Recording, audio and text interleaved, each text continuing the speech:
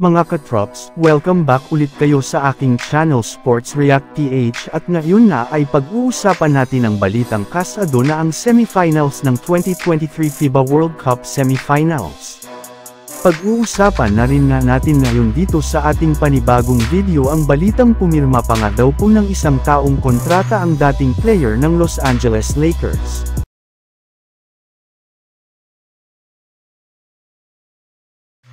Tuluyan na nga mga katrops, na nagtapos ang huling araw ng quarterfinals ng FIBA World Cup kung saan nanalo nga dito ang Germany kontra sa Latvia sa isang dikit na laban.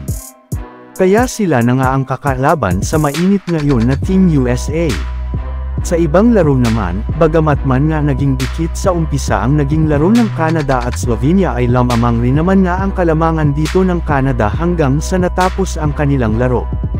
Yes, dahil nga na-eject ang superstar ng Slovenia na si Luka Doncic sa pagkakakuha niya ng kanyang pangalawang technical foul sa huling mga minuto ng fourth quarter ay nabigo na nga sila dito na makahabol pa.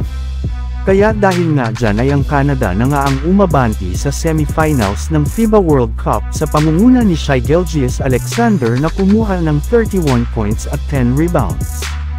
Habang ang itinuturing rin naman nga na villain na si Dillon Brooks ay nagtala rin ng 14 points, 3 rebounds at 3 assists sa kabila ng maaga niyang pagkaka-eject sa kanilang laro dahil sa pang-ASR niya sa isa sa mga players ng Slovenia.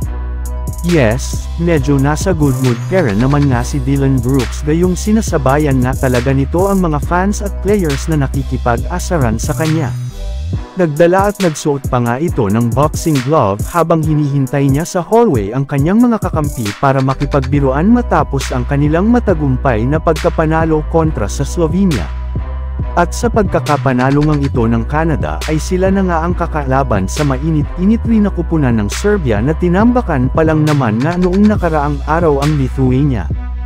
Kaya sigurado nga na magiging exciting ang magiging semifinals ng FIBA World Cup na magsisimula na sa darating na September 8.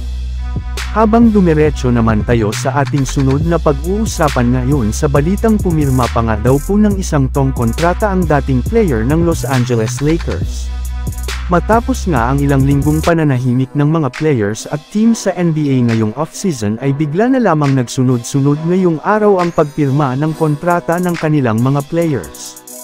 Sa katunayan, pagkatapos ngang pumirma ng 2-year deal si Christian Wood sa Los Angeles Lakers ay sinundan rin naman nga ito ng pagpirma rin ng ex-Laker na si Danny Green ng 1-year contract sa Philadelphia 76ers. Bagamat man nga hindi pa ipinapaalam kung magkano ang kanyang pinirmahan ay sigurado nga daw po na isang veteran minimum contract lamang ang nakuha nito sa kanilang kupunan.